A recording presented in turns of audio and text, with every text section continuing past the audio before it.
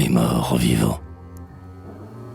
Heureux qui vit sans se connaître, indéfiniment établi, dans la paix de son propre oubli, à la surface de son être.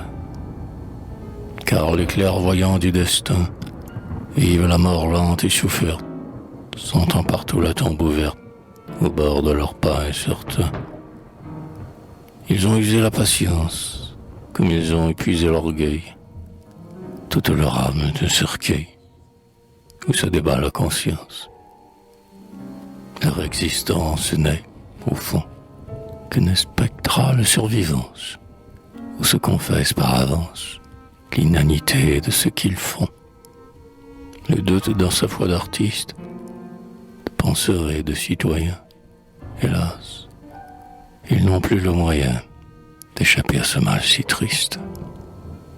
Épave de l'humanité, cœur vide, naufragé suprême, ils traînent le dégoût d'eux-mêmes à travers la fatalité.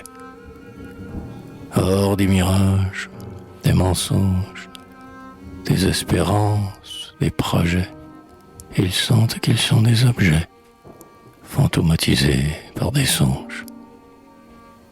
D'où leur viendrait-il un secours, puisque leur volonté s'achève en constatant la fin du rêve à chaque degré de son cours, comme un fruit doué de pensée qui guetterait obstinément le graduel enfoncement de la vermineuse percée.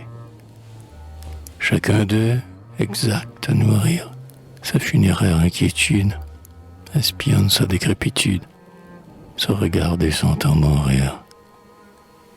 L'idée horrible qui les hante poursuit leur fièvre et leur torpeur. Ils se reposent dans la peur, ils agissent dans l'épouvante.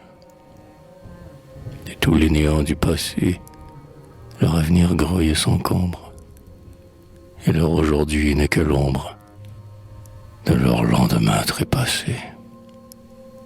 Si bien que la mort qui les frôle assiste même à leur présent, et que son œil stérilisant, il lit par-dessus leur épaule.